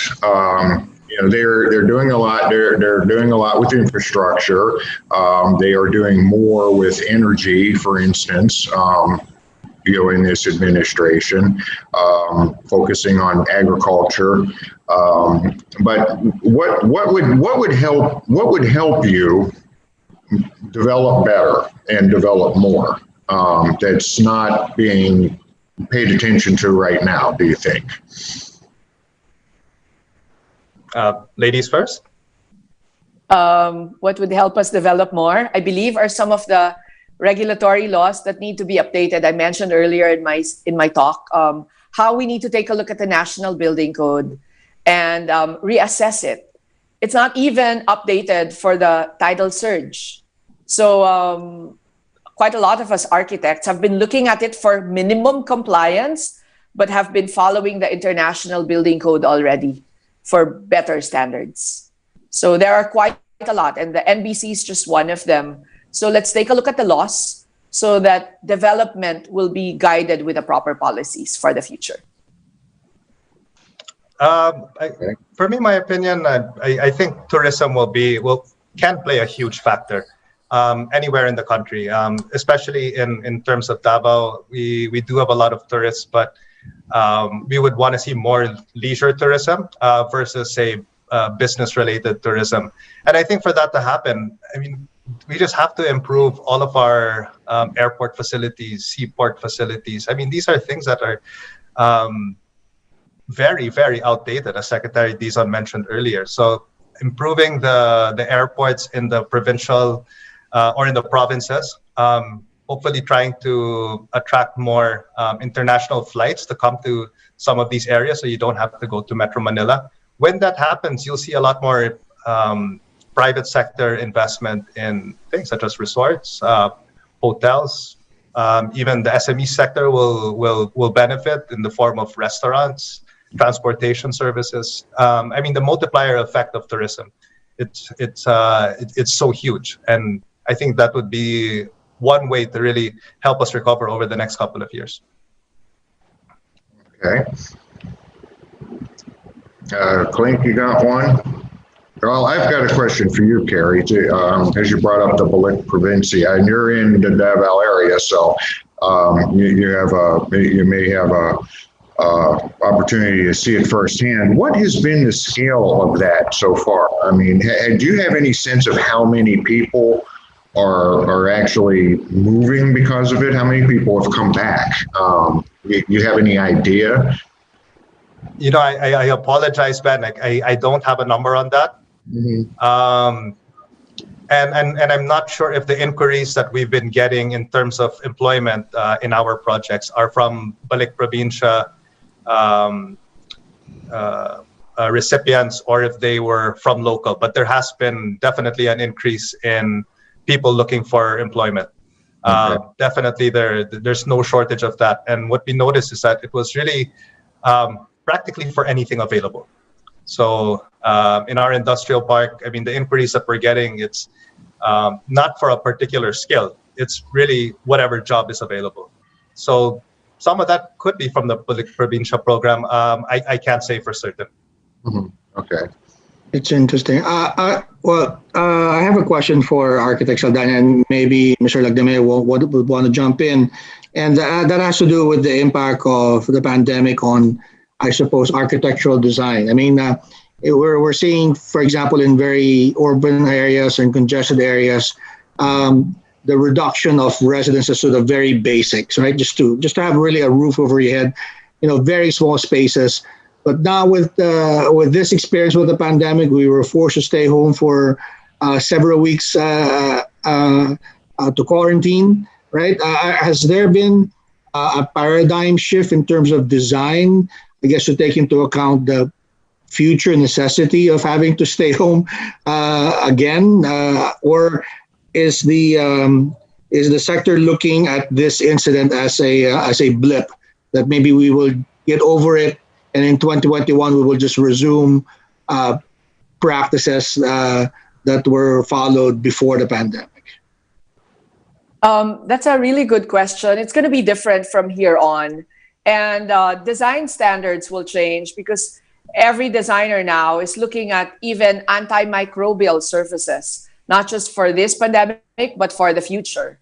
Because it can happen again. Maybe it would be a different virus or a different kind of a crisis towards health. But it's vital for us now to be mindful of not just materiality, which I kept emphasizing earlier as well, but also planning principles, the way you space out and socially distance, even in a space, and the flexibility as well. If a family can only afford a 24 square meter condominium or an affordable house, how can you arrange furniture so that it'll be beautiful and livable, so that the child is studying, the father is working, the mother is working around the house as well, and all of these coexistence can take place. It's a matter of handling flexibility in design. And indeed, all over the world, and I've been attending some webinars as well, even in New York, even in London. It'll never be the same again. Skidmore, Owings and Merrill even said, one of the biggest design firms in the world, are we still going to put 8,000 or 7,000 people jam-packed in an office building? Are we going to do that ever? So all of these are now the new design paradigms, not just in the materials, but also towards planning and the usage of space. That's interesting. Mr. Lagdamay, you want to jump in? And, I maybe just want to point out that, before the pandemic, there were developments that were designed as townships.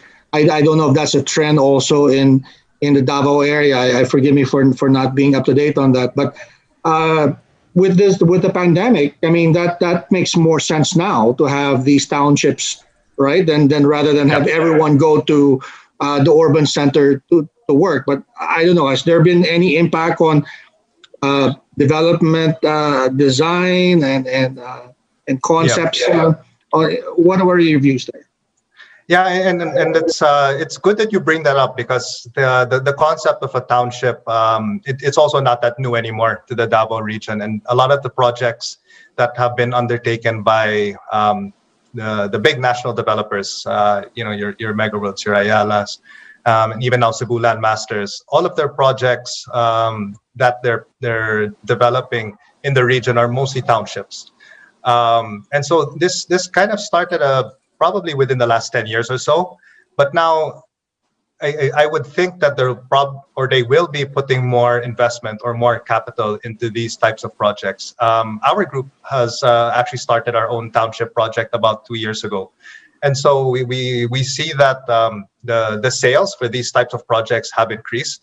But now we will probably be, I guess, replanning or retooling what we have inside inside these townships. So having more open space, having a more green type of transportation, for instance, ensuring that utilities are green and friendly, and things like that. So the concept is there, but now what we see is that it's being improved to cater to the current situation. And I think this is something that's here to stay.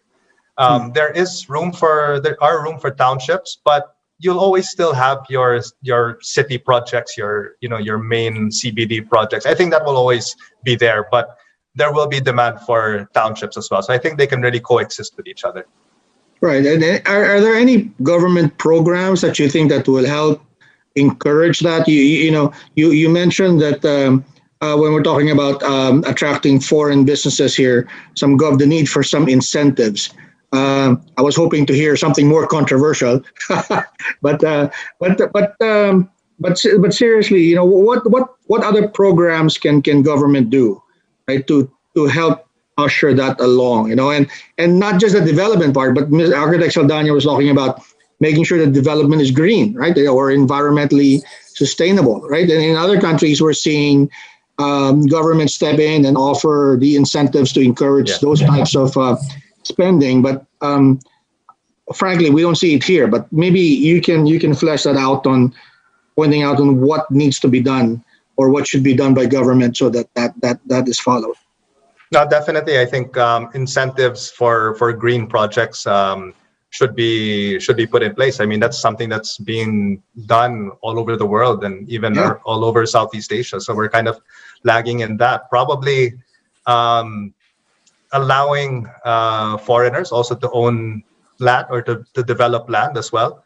I think that's something that can be considered. We can also learn a lot from some of the foreign, as long as they're the more responsible developers. But obviously we have restrictions on land ownership here. So again, that's something that has been discussed for a really long time now. And I think it's about time to revisit that and finally make a decision on that. Architect Saldana, you want to give your point of view? I fully about agree the government with programs yeah. that, you know, yeah. Yeah, I fully agree with Carrie on the principles that he stated as well. And but what I see though is that the government is finding ways now for entry of other development. But we should look at countries such as Vietnam right now. What are they doing? Let us benchmark. I believe a little bit of benchmarking and creativity is so important. And whenever we look for investment and capital inflow, let's take a look at those who are indeed responsible. Let's take a look at responsible development coming into our country, not just the open door for everyone, but responsible development. They should not be disrupting our pristine areas and putting irresponsible, improper developments in our beautiful islands. Let's not allow that. So benchmark and always focus on quality and think of both our Filipino citizenry and our environment in mind, all for the future. Ben, you have a question? I have I have a quick question for both of you. I'll start with Architect Saldana. You talked about the need to update national building codes. I'm just curious, because it's a particular interest of mine, what do you think the prospects are of happening at all, first of all, you know, anytime soon, and for more, let's call them green features to be implemented into updated building codes? You know, is that something that you think could happen? Sure, you probably would want that to happen. What do you think the prospects are? The private sector is very strongly pushing this, and there are components within, there are departments and agencies as well within DPWH and tripartite organizations who are already starting this.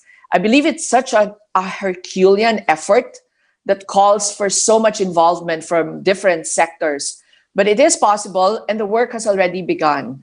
And I feel very positive about this, for this to take place. The awareness is there. The organizations are starting to be rounded up. We've also been part of certain surveys that certain congressmen have put out. So our voices are being heard in the design and planning communities. So we know that there is hope. Okay. It's both private and public partnerships putting together their strengths. Okay, well, that's good news. Okay, Carrie, you mentioned the urban farming, you know, which is starting to become a feature of some development, and I think the pandemic is helping that. You know, we've heard about people suddenly deciding that they have a green thumb. Me too. I have an apartment full of plants now, so you know, I think there's some interest in that, and the Department of Agriculture, which has been very progressive under Dr. Dar, has also you know, promoted this idea too. Are you aware of any programs, you know, possibly from the DA or even local officials where you are, you know, to kind of work together with developers or you know, locators or property buyers, you know, and say, hey, you know, implement a little agriculture into what you're doing, you know? Yeah. I don't think that there's much of an effort yet between DA and the private developers, because, well, I believe that the DA has their hands full on other issues that they're dealing with now. But what we've seen is that a lot of the developers are taking it upon themselves is to, I guess, lead the way in terms of doing this. And it's probably partnering up with other experts in the agricultural space, providing inputs, providing the technical know-how, and also just in general trying to make agriculture sexy again. I mean, that's kind of what we say. Our background is in agriculture, so I mean, it's a development that we're happy to see. Especially in Mindanao, people are used to farming. They're used to doing their own types of cultivation. So having this in our developments is not something new to them, but it's something that we can do more in an organized manner. We hope that eventually there will be some more, I guess, partnerships between DA and the private sector, but I would think that until their bigger issues and concerns are addressed, we probably won't see that happening so much yet. All right. Architect Saldana, I want to ask you. You mentioned earlier the need for protecting our cultural heritage and preserving these historical structures, especially in the countryside. And I totally agree with that. But one of the frustrations we have is that the Philippines really does not have or lacks the legal framework to encourage those preservations. And there's, you go to vegan, for example, there's so much, so much income generated from preserving that old town. But you go elsewhere in the Philippines, in nearby our office in Tamuros, it's not as famous as vegan, and it could be probably possibly even more. But could you talk about what you had in mind when you mentioned that need to preserve the cultural heritage, I guess, architectural wise? Well, there is that need because especially now, a lot of our city folk have flocked back to the provinces, particularly the ones that I mentioned close by to Metro Manila and as far as Ilocos. And they just need to have that cognizance both on the private and the public sector, as well as to work with experts on preservation and conservation.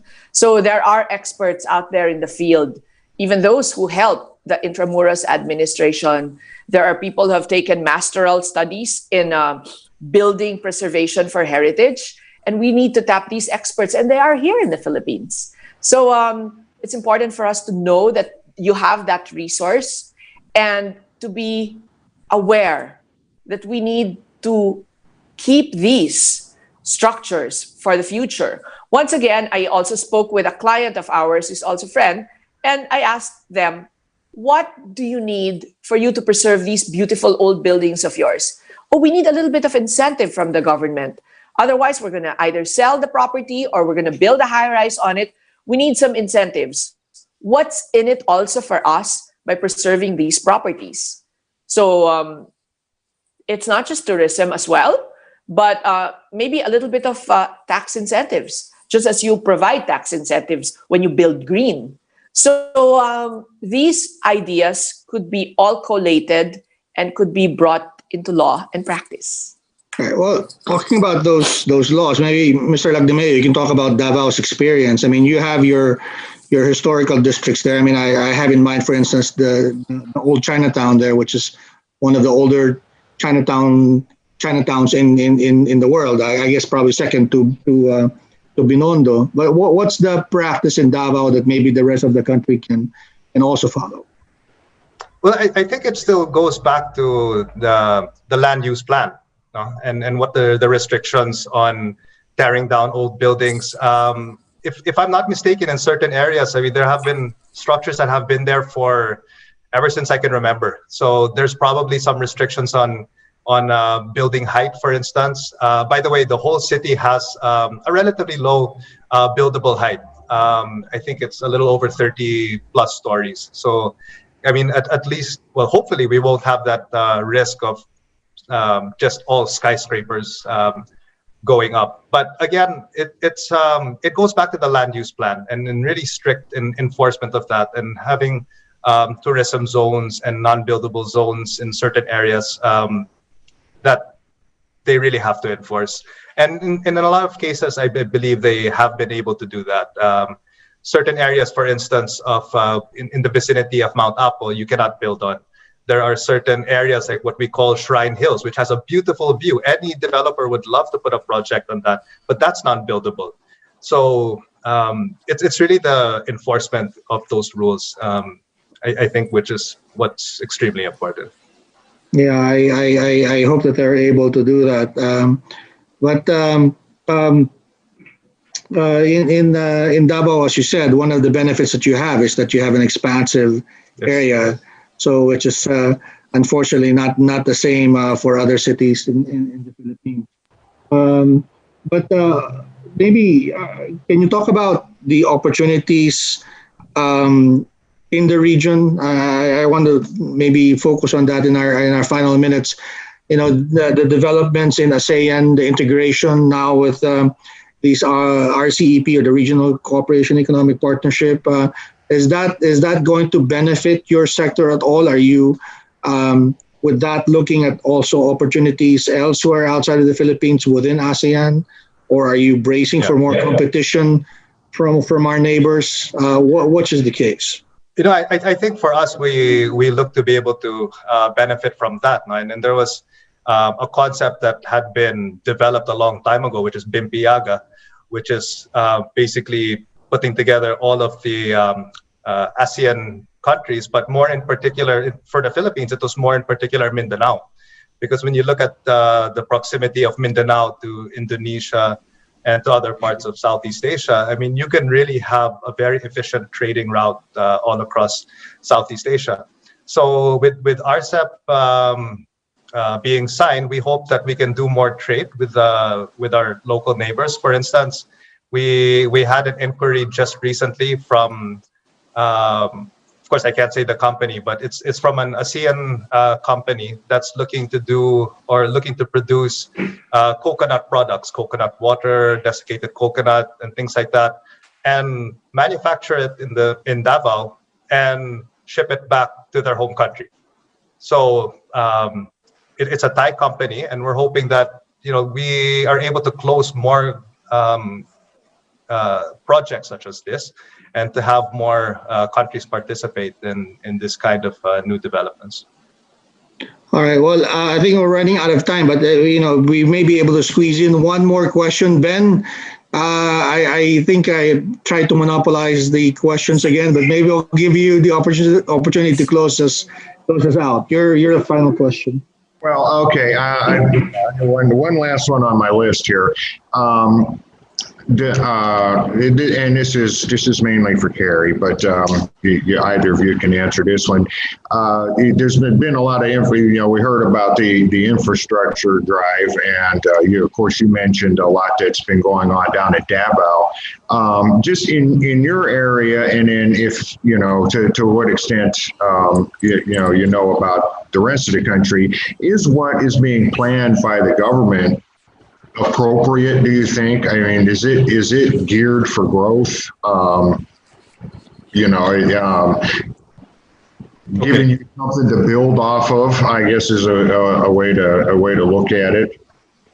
I would think in some cases, yes. Building roads is obviously something that we need. It's something that's great, but is it really the long-term plan? I think we need to look at public transportation, for instance. In our case, Mindanao Railway, that had been planned, or it's been on the drawing board since the start of the Duterte administration, but it hasn't actually started yet. So, I mean, those are the types of projects that I think we need to see more of. We need to see the subway projects in Makati and in Mega Manila really happen. I guess it's really trying to put more cars off the road in the long term, because right now, once we have the new roads in place, it's great, everyone will be happy, but what's it going to be like 10 years from now if you don't have the accompanying public transportation in place? So I think we need to see more of that, not just in Metro Manila, but in other parts of the country as well. Okay. Architect Saldana, you have a comment on that? I was pretty impressed with the presentation earlier of Secretary Vince Dizon, and I'm grateful that we have all of these projects taking place and coming into the fore. And I also believe that there are other projects that will help private developers. So all of these are complementary, And we look forward that it is still the needs of the Filipino citizenry in mind. There's still so much to do, and we cannot be complacent. And I will leave it at that. Yeah. Okay, thank you. Clint, you want to? Thank you, Architect Saldana. Thank you, Mr. Lagdemeo. Thank you as well. I think for having us. we're all hearing the message clearly. Not, don't be complacent. So thank you very much. As usual, reports of today's business forum will be reported tomorrow and in the following days, both in the print edition of the Manila Times, but also in our digital edition and other digital platforms. Thank you very much, and see you next time. Thank you very much. Thank you very much.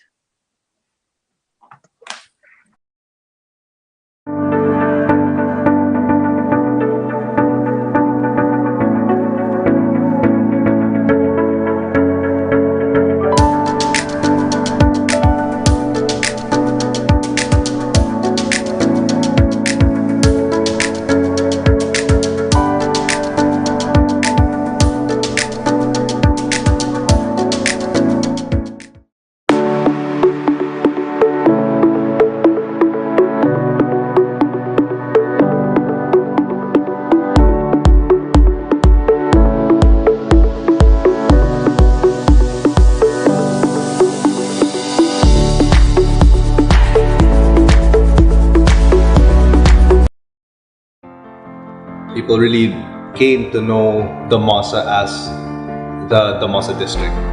And that really paved the way for the MOSA to become a real estate company. We continue to be the first in many things. It's that first mover advantage, and I think that also comes with being the homegrown company. An innovator is fearless. Innovation can only be derived at if one is not afraid to take risks in developing something that will change the course of its game and expand its horizon. An innovator is a pioneer. Someone who takes the leap to break grounds for new development. Someone who is able to move ahead of its contemporaries to cultivate something that will become a way of life for the community. An innovator is a game changer. Building up on its legacy, it constantly evolves to create developments that define its present and sets the path for its future.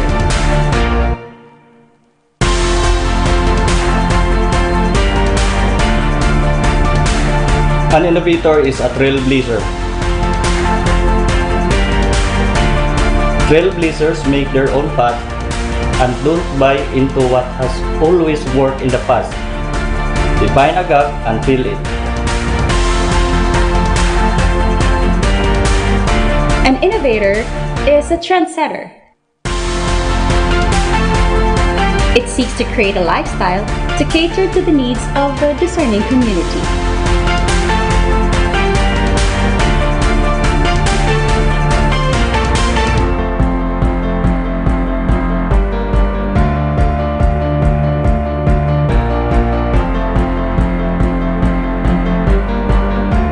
An innovator is an icon. Established as an institution, an icon is a character that everyone looks up to.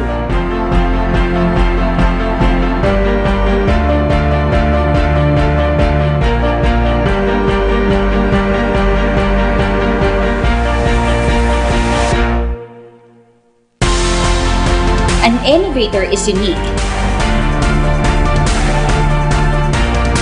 Unique when it comes to creating pleasurable experience to cater to the needs of the people.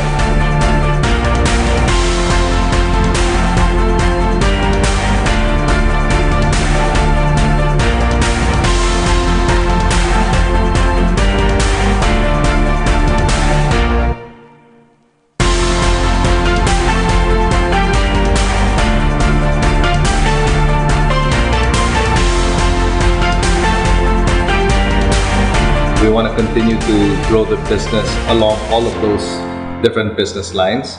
And to be honest, I think we really have that potential to become the best developer here in Mindanao. We're the only one that's really advancing in all of the different kinds of business lines that we're involved in. I wouldn't say that we're the biggest developer, but I like to think that we're one of those developers that likes to take risks and to really get ourselves involved in areas where nobody wants to take that first step. And so I think that's really what makes the Mosaland really one of the best innovative companies in Mindanao.